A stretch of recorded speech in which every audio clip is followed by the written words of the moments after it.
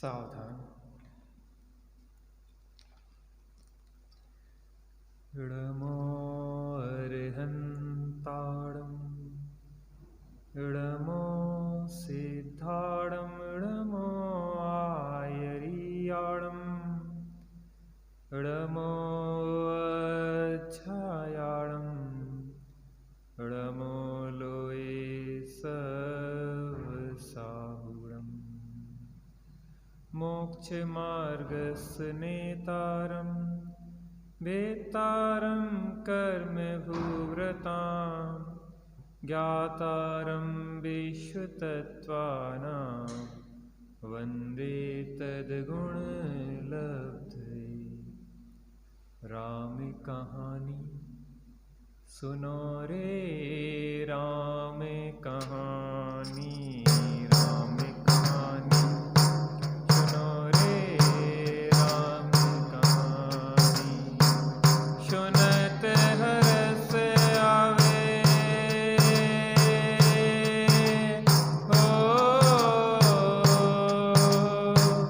सुनत हरस आवे वीरा की वाणी।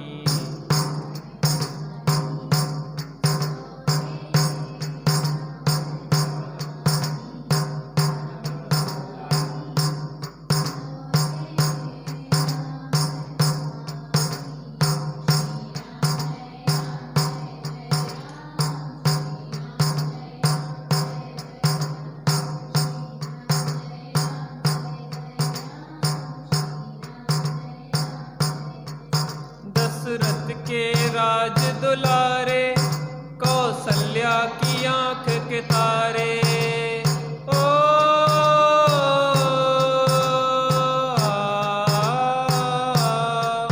दशरथ के राज दुलारे कौसल्या की आंख के तारे।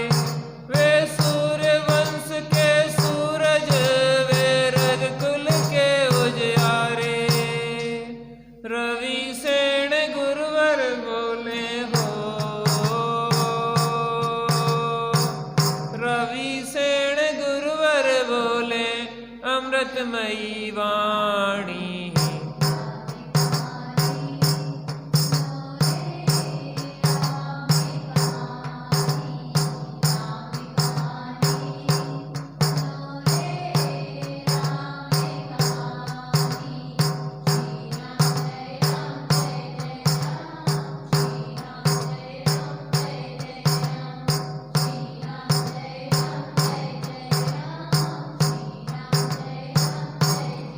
अंतिम दो छंद पढ़ेंगे। कर्मों ने खेल दिखायो तब राम ने वन भिजवायो। ओ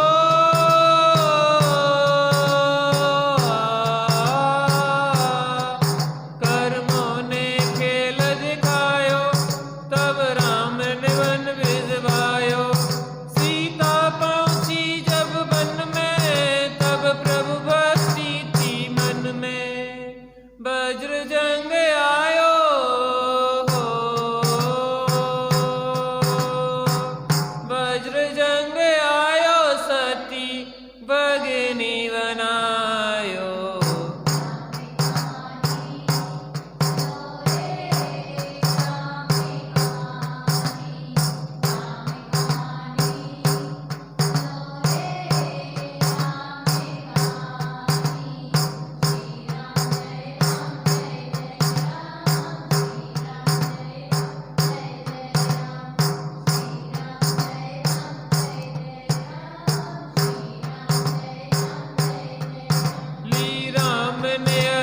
परीक्षा सती लेने गई जिन दीक्षा।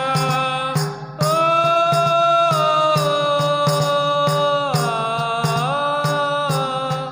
ली राम ने अग्नि परीक्षा सती लेने गई जिन दीक्षा।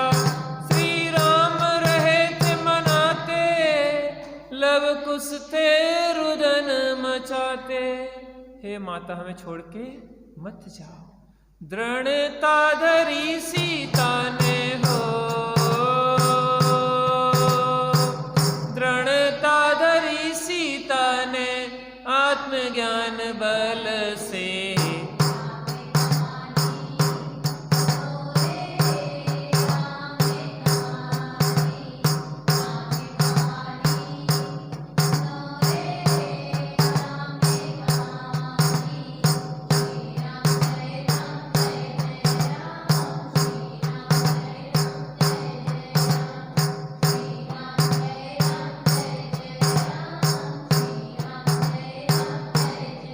वीतरागी श्री रामचंद्र की। कोई व्यक्ति दीवार पर गेंद फेंके और जितनी जोर से फेंके उतनी जोर से वो वापस आती है। ऐसे ही जीव जो भाव करता है उनसे जो कर्म बनते हैं उन कर्मों का फल भी वापस आता है। क्योंकि लोक में सबसे ईमानदार व्यवस्था अगर कोई है तो वो कौन सी व्यवस्था है? कर्म व्यवस्था। कर्म व्यवस्था में कोई बेईमानी नहीं होती है।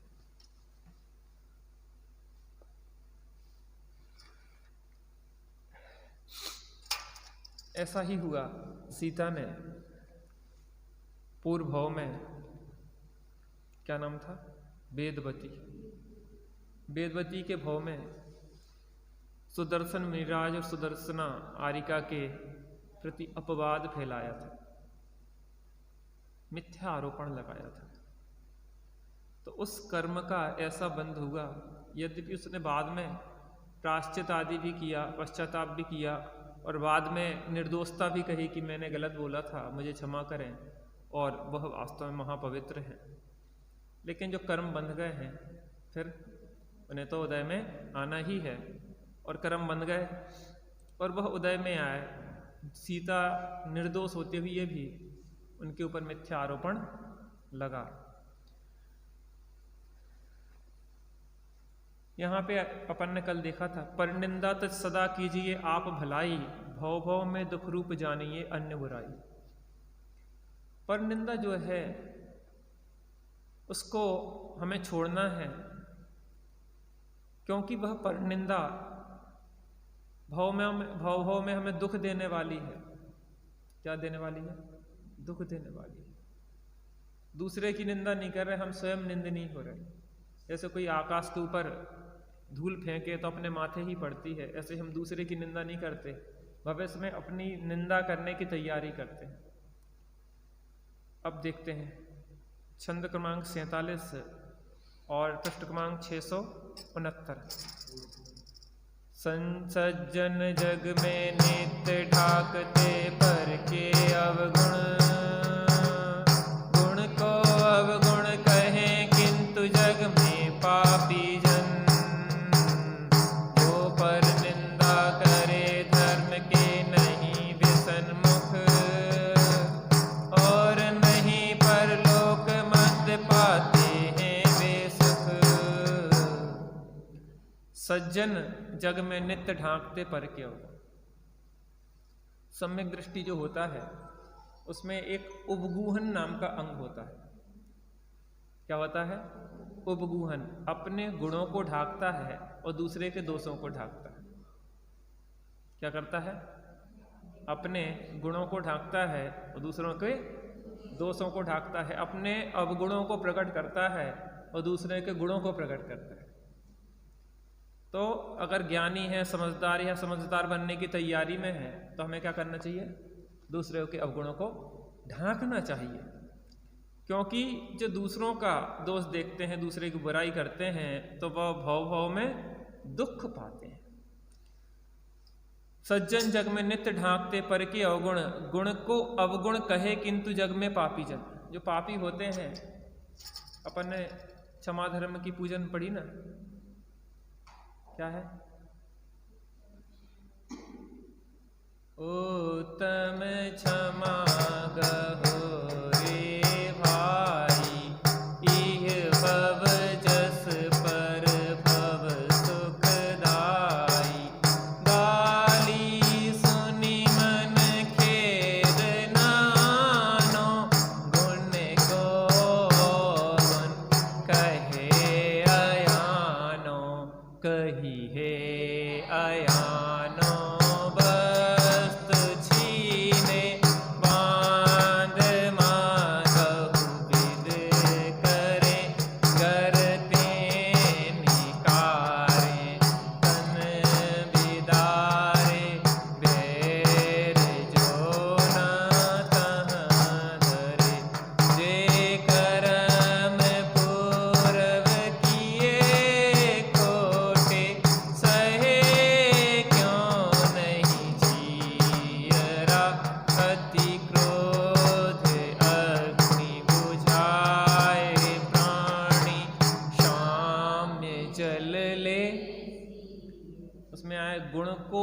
गुण कहे अयानो, हमारे अंदर है तो गुण, और क्या कह रहा है, अवगुण के रूप में वो विख्यात कर रहा है। अरे जे बहुत बदमाश रखे, जे इसलिए भलाई कर रहे हैं कि इन्हें चुनाव तो लड़ना है ना, कुछ भी बात कोई अच्छा करे तो भी वो उसको बुरे रूप में ही लेगा। अरे भैया 100 चूहे खा के बिल्ली हज को चली, बहुत पाप करे तो अब ये थोड़ा सा पापों का परिमार्जन करने के लिए निकले हैं। राहुल गांधी 3000 किलोमीटर से ज़्यादा की यात्रा कर ली, तो बीजेपी वाले क्या कह रहे हैं, भैया बहुत पाप करे गांधी परिवार ने, तो पापों के परिमार्जन के लिए ये पद यात्रा कर रहे हैं। तो कोई कुछ भी करे, लोगों को तो अपने दृष्टिकोण से देखना, गुण को भी अवगुण के रूप में देखना। तो यहाँ कह रहे हैं गुण को अवगुण कहें, किंतु जग में पापी जन, जो पापी लोग हैं वो क्या कहते हैं, गुण को अवगुण कहते हैं। जो परनिंदा करे धर्म के नहीं वे सन्मुख। देखो इस बात को विचार करना, धर्मात्मा जो है उसमें जो गुण होते हैं, और जिन्हें धर्मात्मा बनना है उन्हें इन गुणों को अपनाना चाहिए। क्या कहा विकास भैया, धर्मात्माओं में जो गुण सहज पाए जाते हैं, लेकिन जिन्हें धर्मात्मा बनना है, जैसे कहते हैं ना सम्यक दृष्टि के 8 अंग होते हैं, कौन कौन से,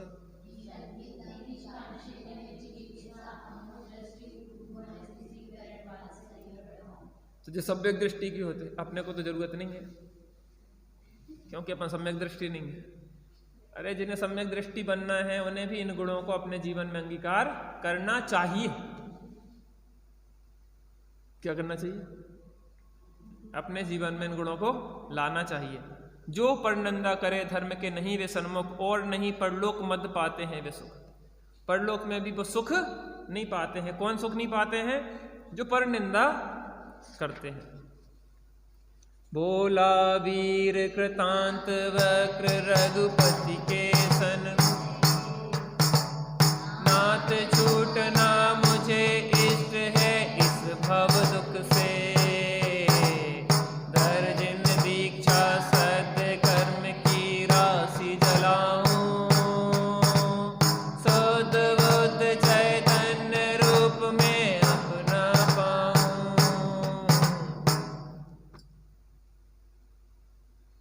बोला वीर कृतांत वक्र रघुपति के से सुख से, रघुपति से सुख से। कौन है जो कृतांत वक्र, सेनापति था, रामचंद्र जी का सेनापति था। क्या नाम था, कृतांत वक्र सेनापति।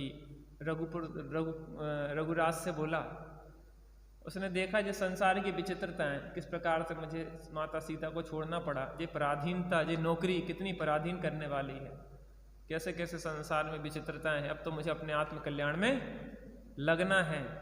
नात छूटना मुझे इष्ट है इस भव दुख से। संसार के चक्र, संसार कर्मोदय की गतियां बड़ी न्यारी हैं, इनको हमने देख लिया है। अब मैं संसार चक्र से छूटना चाहता हूं। धर जिन दीक्षा सद्य कर्म की राशि जलाऊं। जिनेंद्र दीक्षा को धारण करके, जिन दीक्षा माने मुनि दशा को धारण करके शीघ्र ही मैं कर्मों की राशियों को जलाऊंगा। और क्या है, शुद्ध बुद्ध चैतन्य रूप में अपना ध्यान। कर्मों की राशि कैसे चलती है, एक जो शुद्ध बुद्ध, एक चैतन्य तत्व है अंदर। कौन है, कहाँ है वो, अंदर है कि अपन है। क्या नाम है इस बच्ची का, तुम्हारी बहन क्या नाम है, जिनाली। जिनाली बहुत दिन से नहीं आई थी, तुम पढ़ाई में लगी रही थी आजकल। पढ़ाई में ये बच्चे क्या करें। क्या कह रहे हैं, कर्मों की राशि कैसे जलती है, कर्म कैसे नष्ट होते हैं, शुद्ध बुद्ध चेतन रूप में अपना धाम। कौन कौन कह रहा है, कृतांत वक्र कह रहा है कि अब मैं तो अपने शुद्ध बुद्ध, अपने चैतन्य रूप को ध्याने वाला हूं। बोले वे श्री राम जैन दीक्षा अति दुर्धर, बड़े बड़े बलवान से धारण में कायर।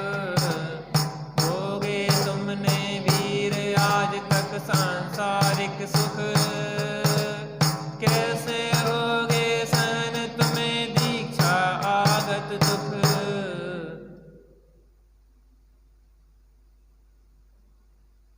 बोले वे श्री राम जैन दीक्षा थी दुर्धर। जिनेंद्र देव के मार्ग में जो मुनि दीक्षा है वह अत्यंत दुर्धर है, कठिन है। बड़े बड़े बलवान इसे धारण में कायर, इस मुनि दीक्षा को धारण करने में बड़े बड़े बलवान भी कायर हो जाते हैं।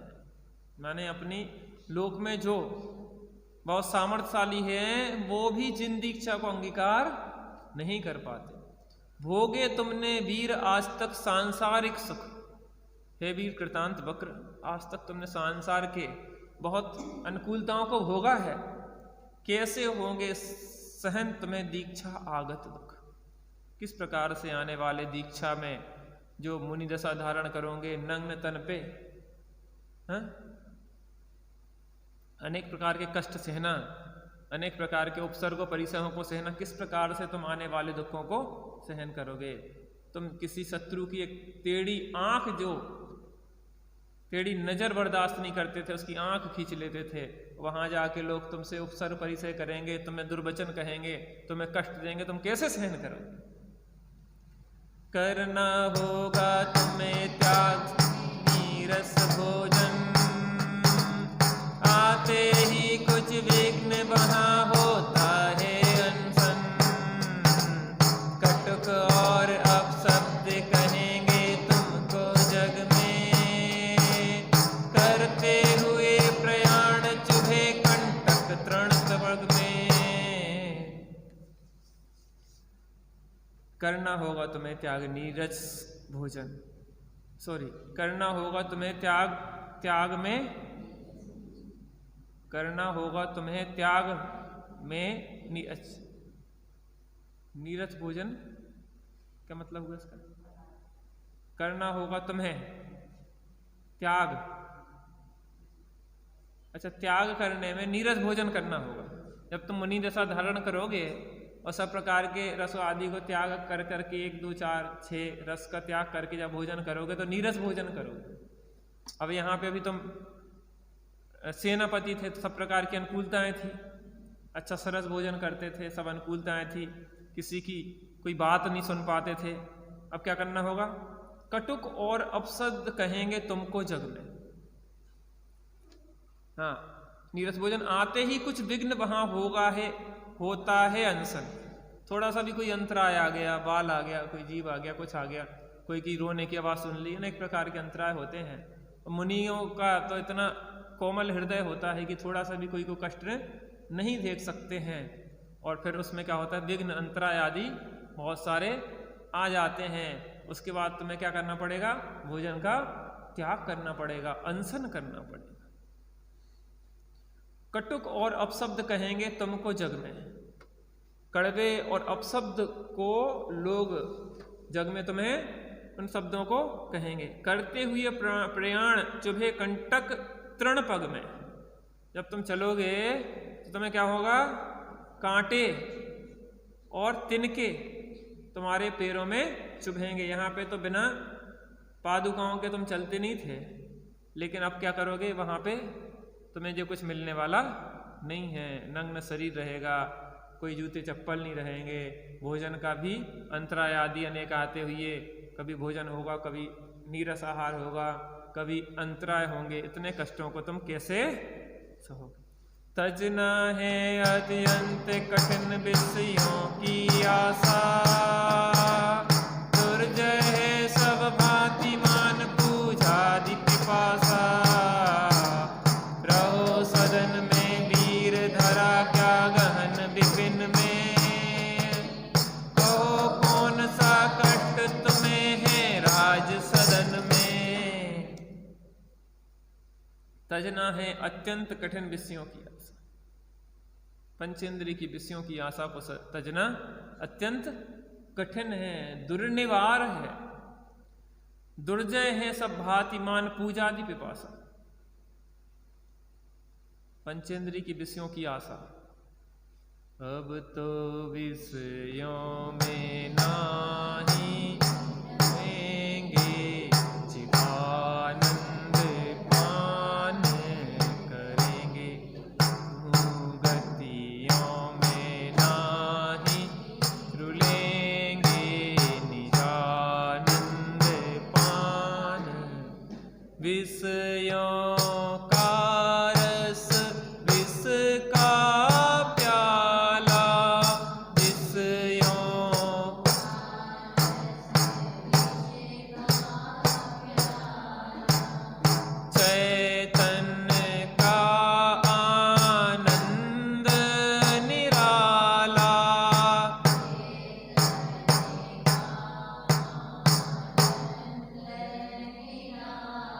तो चैतन्य पान करेंगे, पान करेंगे, विषयों में नाही रमेंगे, निजानंद। उन्होंने कहा कि बहुत कठिन है, बड़े बड़े बलवान भी इसमें कायर हो जाते हैं। तुमने सांसारिक सुखों को आज तक भोगा है, उन्होंने कि अब तक सांसारिक सुखों को भोगा है, वो आत्मिक सुखों को भोगेंगे। अभी लोक में हम सामर्थ्यशाली थे, अब पारलौकिक सामर्थ्य दिखाएंगे। ये दीक्षा अत्यंत दुर्धर है। रामचंद्र जी कह रहे हैं उन्हें कि दुर्धर नहीं है, ये अत्यंत सहज है।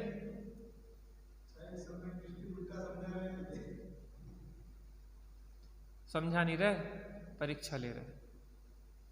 अभी आगे कहने वाले हैं, ये परीक्षा ले रहा है कि आखिर तुम कमजोर तो नहीं हो। अभी तुम्हारी पढ़ाई पूरी हुई कि नहीं हुई, कि ग्रेजुएशन में सीधे एडमिशन ग्रेजुएशन के लिए ले रहे हो। करना होगा तुम्हें त्याग में नीरस भोजन। अरे नीरस भोजन नीरस करेंगे, लेकिन आत्मा का आनंद तो सरस लेंगे। और आते ही विघ्न होगा अनशन माने उपवास। बाहर में भोजन भले छूटेगा, लेकिन अंदर का स्वरूप का वास तो प्रचुर चलता रहेगा। कटुक और अपशब्द कहेंगे तुमको जग में, लेकिन हमें जानते हैं कि ये शब्द मुझे छूते भी नहीं है। जिसको ये शब्द कहे जा रहे हैं वो मैं हूं नहीं, मुझे शब्द कहीं लगते। करते हुए प्रयाण चुभे कंटक तृण पग में, ये कांटे तन में ही छुपेंगे, लेकिन मेरे अंदर मिथ्या तो कसायों के जो कांटे थे वो मैंने निकाल के फेंक दिए हैं। तजना है अत्यंत कठिन विषयों की आशा। अरे उनके लिए कठिन है जिन्हें आत्मा का रस नहीं मिला है, जिन्हें किस आत्मा का सरस स्वाद मिला है, उन्हें विषयों की आशा तो विष तुल्य लगते हैं। क्या लगते हैं? विष तुल्य लगते हैं। चैतन्य का आनंद निराला है। दुर्जय है सब भांति मान पूजा आदि पिपासा। अरे मान उन्हें होता है जो अपने को उस पर्याय रूप देखते हैं। जिसने अपने को शुद्धात्मा देखा है, उसे जब अपने स्वभाव का मान है, अपने में अपनापन है, तो इन बाहर चीजों का मान कैसे रहेगा? 8 मद उसके कैसे रहेंगे जब स्वरूप में अपनापन आ गया है। रहे सदन में वीर धरा क्या गहन विपिन में, कहो कौन सा कष्ट तुम्हें हे राज सदन। कौन सा कष्ट नहीं है ये बताओ? राज सदन में कौन सा कष्ट नहीं है? कसायों के कष्ट हैं कि नहीं है? दुखी का ऐसे है बाहर के कष्ट से, इस शरीर के एकत्व ममत्व से, कर्तृत्व भोक्तत्व से कैसे दुखी है? दुखी तो इनसे है, उपाय दूसरा करते रहते। कहने लगा कृतांत वक्र, हाँ कहने लगा कृतांत वक्र मुख से हे स्वामिन, हे विरक्त अत्यंत आज भव दुख सुनकर के बचन राम को आंसू आए। धन्य धन्य हो तुम्ही वीरवर तुम्ही कहाए।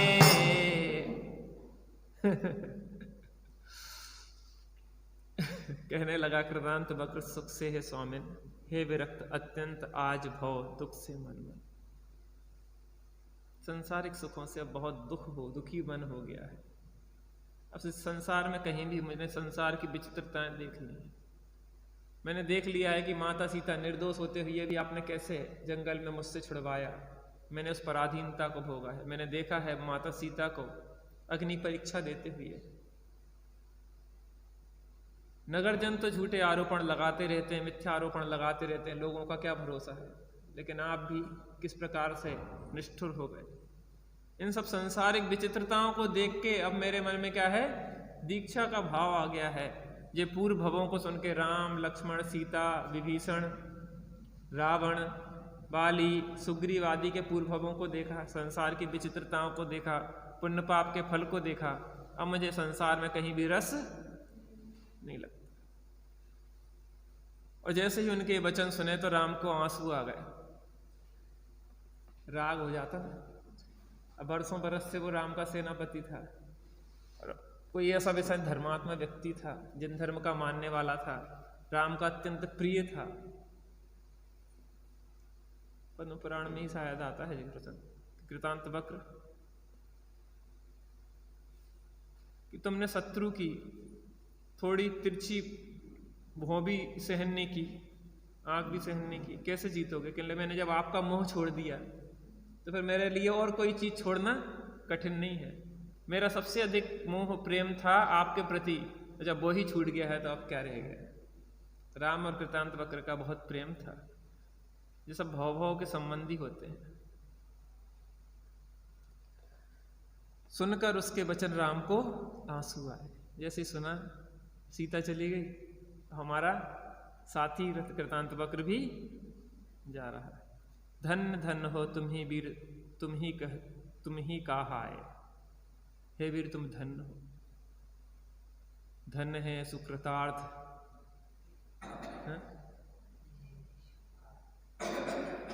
धन धन है वे जीव नरभव पाय, कारज किया तिन्हीं अनादि भ्रमण पंच प्रकार तजवर सुख लिया।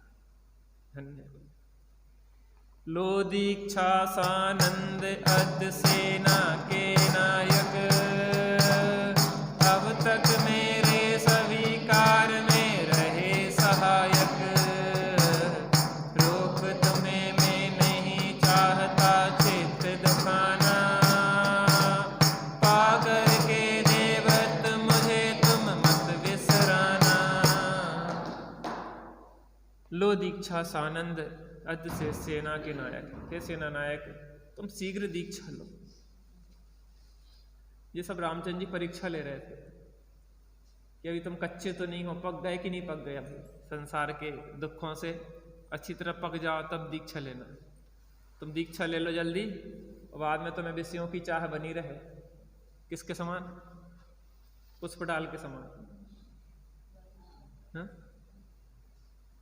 पक जाता है जब फल अपने आप गिर पड़ता है, और कच्चा तोड़ोगे तो बड़ी पकड़ रहती है उसकी।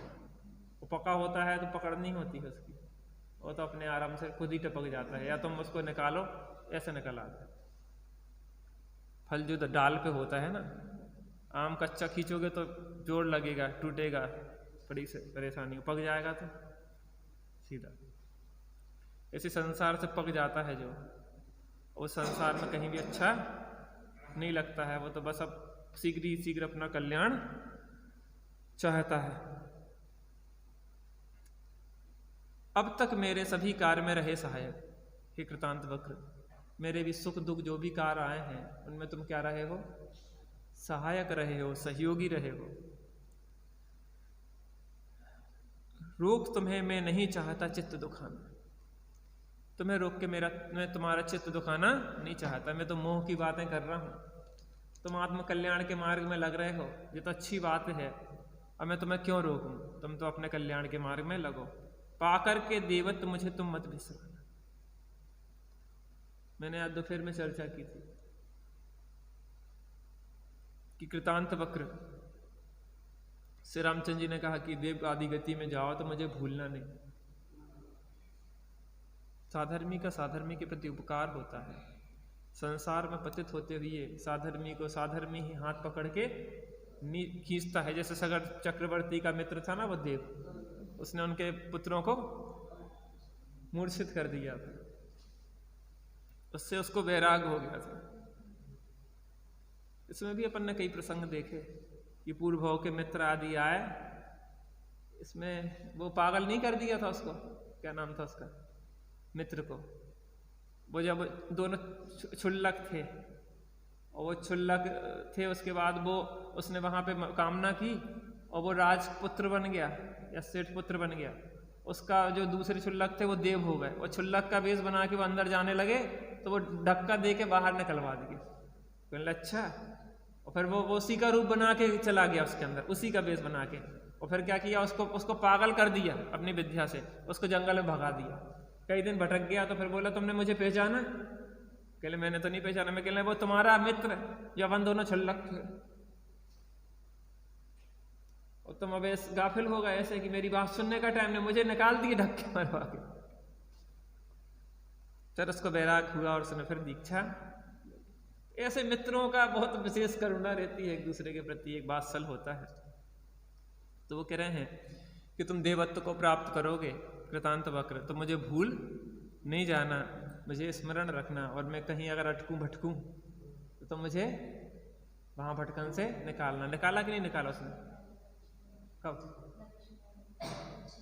लक्ष्मण को जब 6 महीने टांगे रहे तो कृतांत वक्र और जटायु के जीव ने स्वांग रचा। जब 6 महीना होने को थे, उन्होंने कि महाराज अब तो बहुत हो गया। वहां पे दोनों बैठे, किसान का रूप बनाए, और वहां पे क्या कर रहे हैं? पत्थर पे बीज बो रहे। तो रामचंद्र जी कहने लगे, क्यों पागल हो गए क्या तुम? पत्थर पे भी बीज लगते हैं। कहने लगे, जब मुर्दा जिंदा हो सकता है तो पत्थर पे बीज क्यों नहीं उग सकता? पानी को पेल रहे थे, पानी माने मथ रहे थे तो उन्होंने कहा क्या निकालोगे इसमें से? मक्खन निकाल रहे हैं। कहने लगे, मूर्ख, पानी में से मक्खन निकलता? कहने लगे, जब मुर्दा जिंदा हो सकता है तो पानी से मक्खन क्यों नहीं निकलेगा? रेत पेल रहे थे, उन्होंने कि क्या कर रहे हैं? कहने लगे, हम तेल निकाल रहे हैं। कहले, मूर्ख, रेत में से तेल निकलता है क्या? कहने लगे, जब मुर्दा जिंदा हो सकता है तो रेत में से तेल? कौन मुर्दा? कहने लगे, जी तुम क्या टांगे घूम रहे हो? 6 महीना हो गए। महाराज अब चेतो, बहुत समय हो गया इस पागलपन में। अपन तो नहीं टांगे फिर रहा कोई मुर्दा? बहन जी कह रहे नहीं, हम कोई मुर्दा नहीं टांगे। वो रामचंद्र जी थे ना, वो टांगे थे। वो छाई सम्यक दृष्टि थे और हम मिथ्या दृष्टि। ओके, हम तो बिल्कुल स्वच्छ साफ हैं। वे देखो जिनके कैसे नाटक दिख रहे हैं। रामचंद्र जी अरे इस कृतांत वक्र के लिए रो रहे, बताओ कैसे सम्यक दृष्टि है। सीता के लिए रो रहे, उसको मना रहे। लक्ष्मण को टांगे फिर रहे, वे कैसे सम्यक दृष्टि। और हम तो बहुत समझदार है। हमारे तो कोई मर जाए तो एक आंसू नहीं निकला।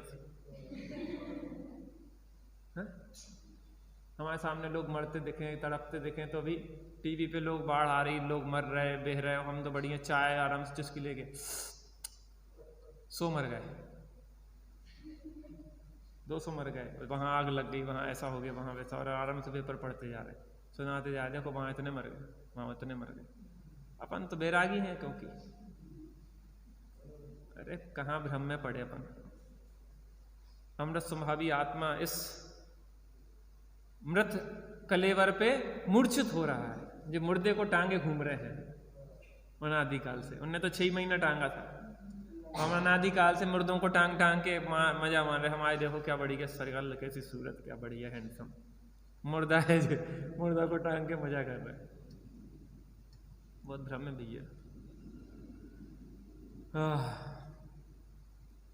क्या करके देवत मुझे तुम मत विश्राम, मान्य मुझे सब भांति हृदय से वचन तुम्हारे। कह कर यो तन वस्त्र और कर बलय उतारे। पाल साधु व्रत वीर अंत में स्वर्ग पधारा। प्रभु भक्तों को सतत एक सद धर्म सहारा। मान मुझे सब भांति हृदय से वचन तुम्हारे। किसने कहा? कृतांत वक्र ने रामचंद्र जी से कहा कि हे रामचंद्र जी राजन, मुझे आपकी सब बातें मान्य है। कह कर यों तन वस्त्र और कर बलय उतारे। करके बाजूबंद आदि जो भी होंगे, यही कहलाते हैं बलय का मतलब। कर बलय क्या कहलाते हैं? कर माने होता है हाथ, बलय माने होता बाजूबंद होता होगा। जो अब पहले राजा महाराजा बड़े लोग बाजूबंद वगैरह सब पहनते थे ना, तो बाजूबंद आदि जो भी जेवर मेवर कपड़े वस्त्र आदि है वो सब उतार के उनने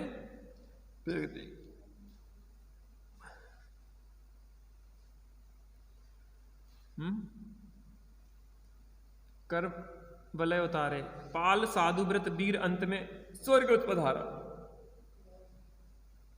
और उसने घोरानुघोर तप किया, साधु जीवन को जिया, और क्या किया? अंत में स्वर्ग पहुंच गया। प्रभु भक्तों को सतत एक सद्धर्म सहारा। भगवान के जो भक्त हैं उनको सब एक को सद्धर्म, सच्चा धर्म ही सहाई है, और कोई सहाई नहीं है। बोलो कृतांत वक्र मुनिराज की। ऐसे मुनिवर देखे वन में जाके राग द्वेष नहीं तन में। ऐसे मुनिवर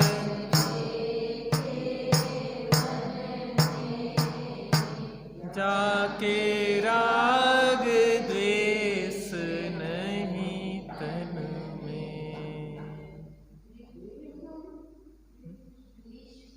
ऋतु शिखर के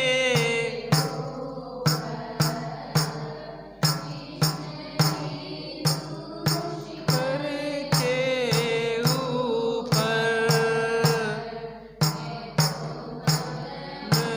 रहे ध्यानन में। वे तो मगन रहे ध्यानन में। ऐसे मुनिवर देखे वन में जाके राग द्वेष नहीं तन। ऐसी मुनि दशा धन्य है। कब ऐसी मुनि दशा पाऊं? कब आराधना में लग जाऊं? अपने को धारण करना कि नहीं करना? करना है। चिद्रूप तो तैयार है। चिद्रूप की बहन जिनाली, अपने को दीक्षा लेना कि नहीं लेना? जिनाली की अभी चिद्रूप के प्रति राग ज्यादा है उसको। यानी कि मम्मी कहती हैं कि चिद्रूप अगर थोड़ी देर नहीं दिखे तो जो बेचारी बेचैन हो जाती है। भैया अभी तक आया नहीं है, अभी तक आया नहीं है स्कूल से, क्या बात है क्या बात है। स्कूल की छुट्टी 2 बजे होती है, इसको 1 बजे से चिंता लग जाती है कि अभी तक आया क्यों नहीं। 1 बजे 2 बजे आएगा, वो 1 बजे कैसे आ जाएगा।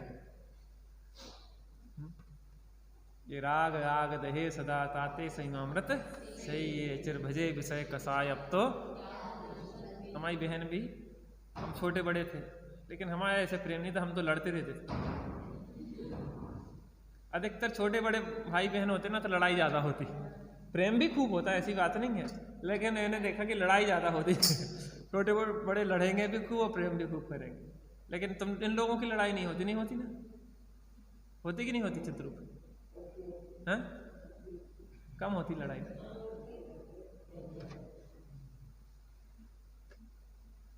कर्मों से लड़ो। क्यों चित्रूप? समय हो गया है। आत्म राम आत्म राम आत्म राम आत्म राम। तू ही है ज्ञाता दृष्टा, तू ही है।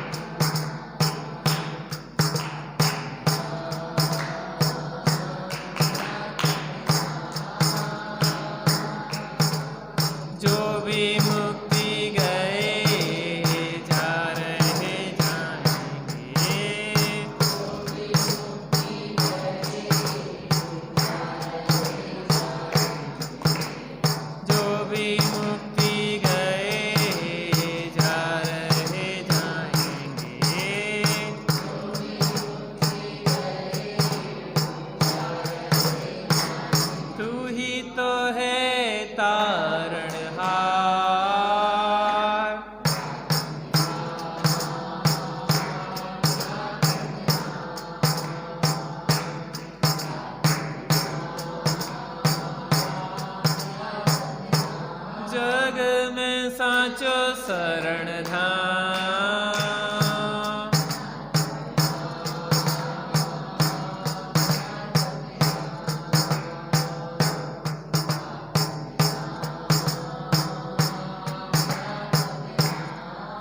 बोलो कार परमात्मा बीतरागी श्री रामचंद्र की, कारण परमात्मा आत्मा राम की। हम सभी कारण परमात्मा से कार परमात्मा रूप परिणित हो इसी मंगलमय भावना से।